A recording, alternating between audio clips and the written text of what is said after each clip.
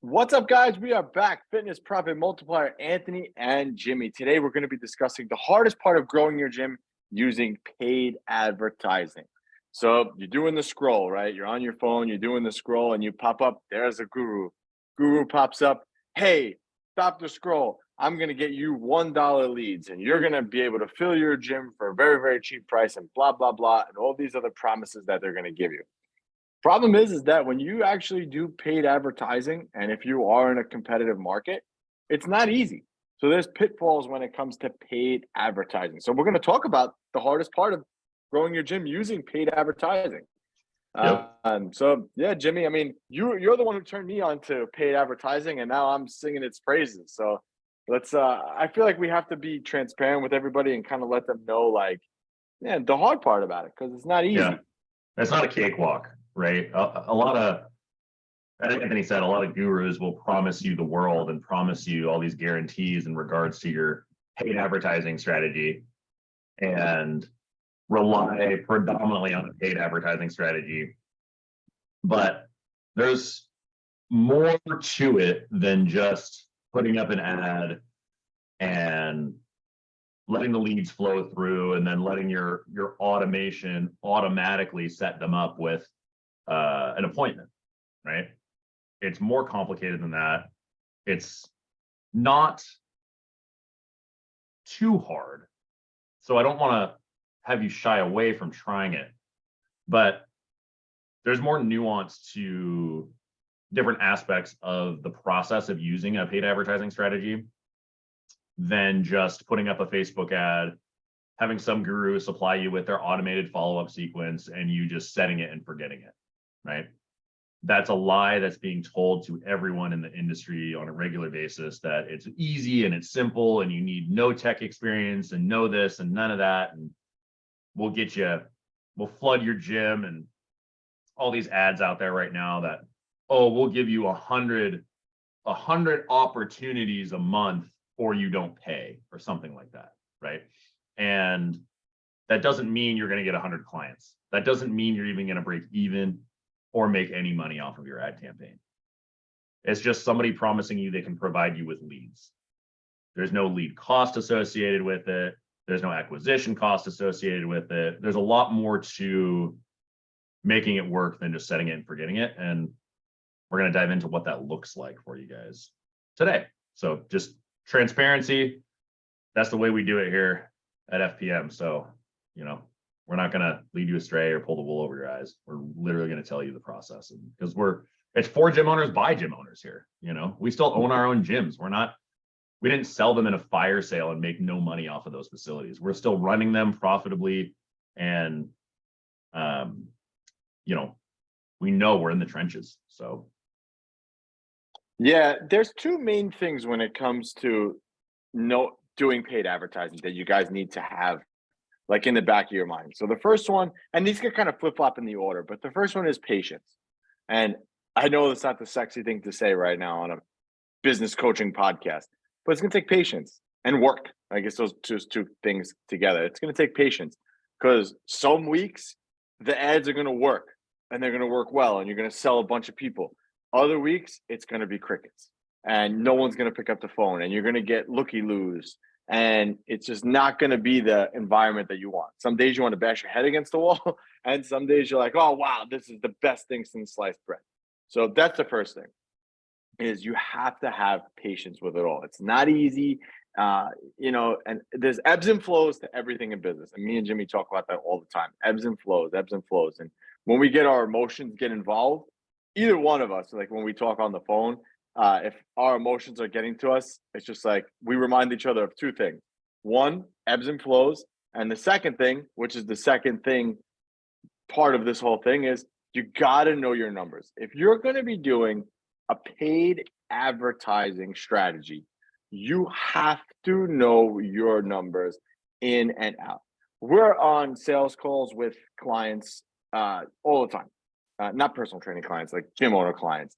And a lot of gyms have no idea what their numbers are. It's so sad, because you'll get these salespeople that come on, they're like, yeah, I'm doing so well. Okay, well, what does that mean? Well, I closed 3 people. Okay. How many leads did you get in the door? How many people did you speak to this week? What's been going on with your follow-up? I mean, it's a lot more that goes into it than I closed 3 people. Because yeah, you closed 3 people, but maybe you got 10 leads that you spoke to.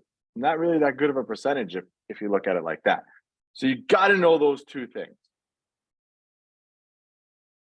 Yeah, I mean that's the long and short of it. There's important numbers that you need to understand before going into a paid advertising strategy. So if all you're doing is just launching ads and hoping and praying and, oh, I got some leads, why is my business not growing if I'm getting leads? I'm getting cheap leads.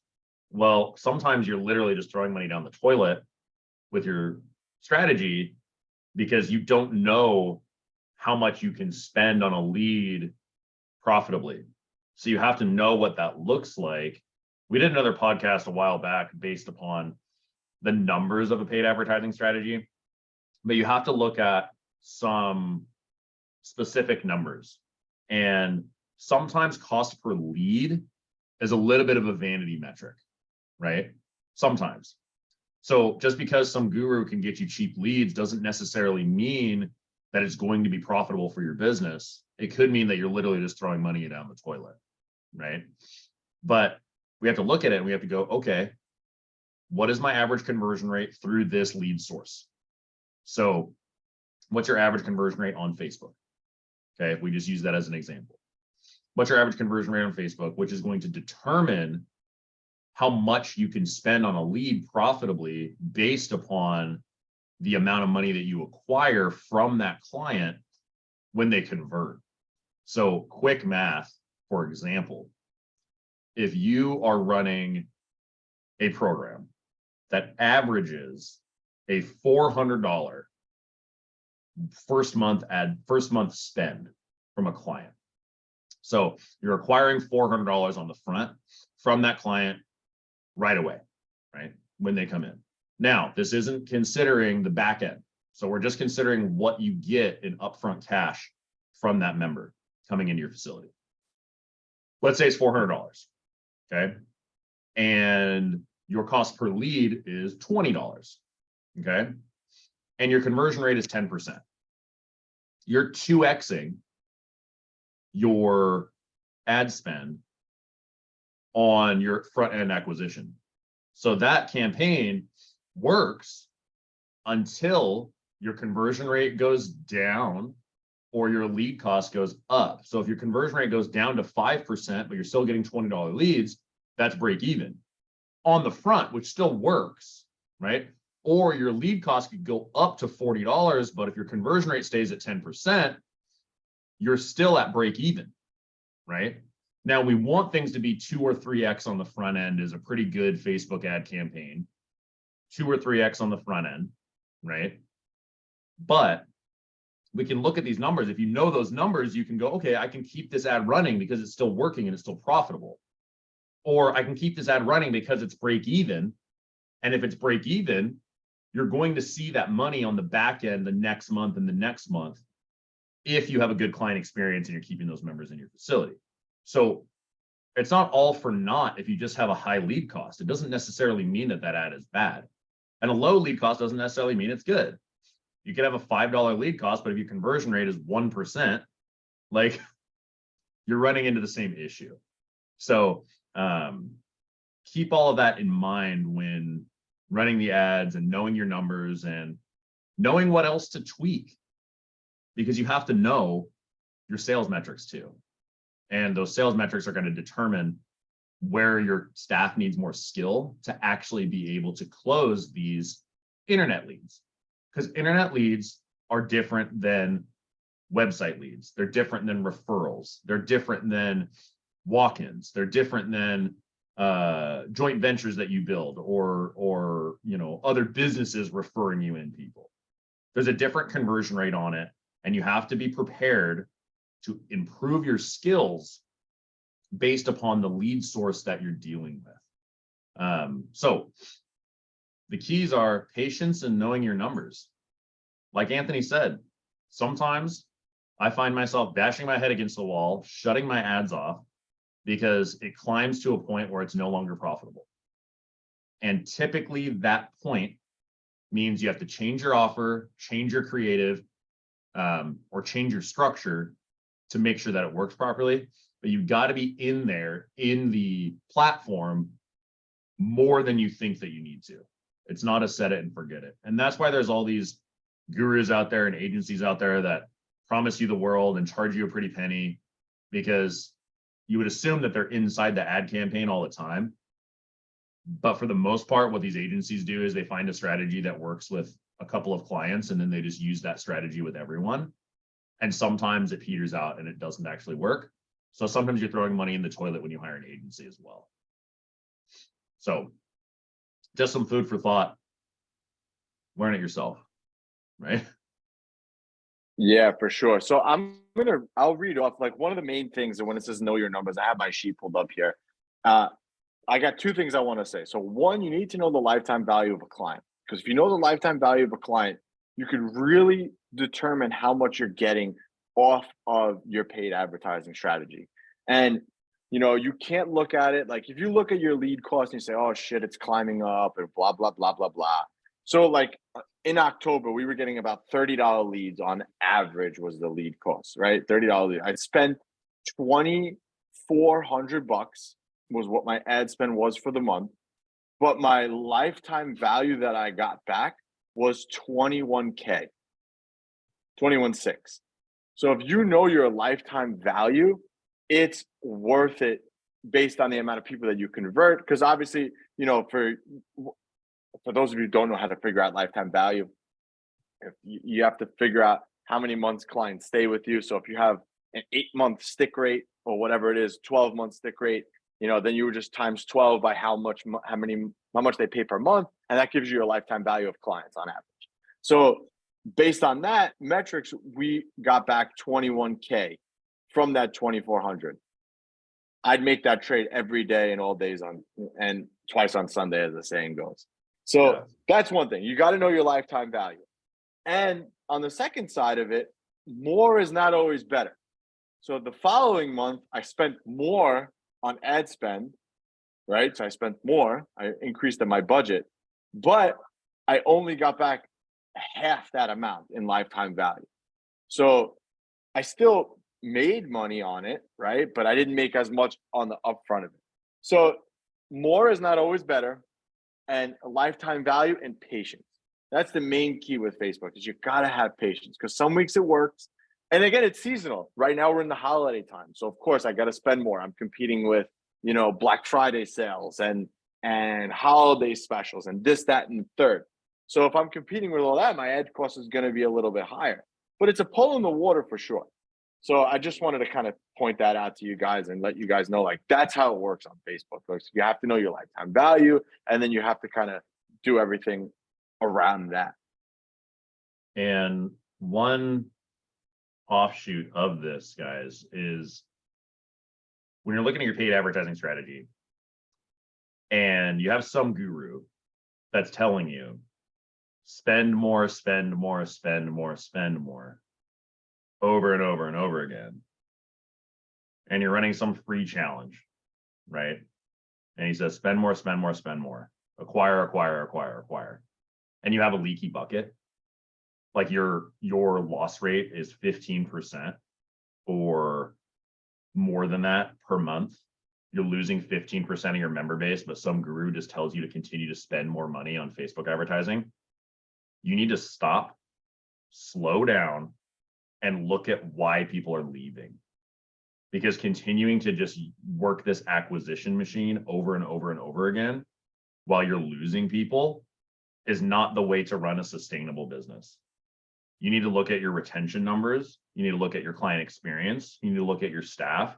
You need to train that staff up, because I've never had an easier time in my business than when my attrition rate is really low, right? When your attrition rate is really low, under 5%, if you get your attrition rate under 5% on average on a regular basis, you don't even need to put that much money into Facebook.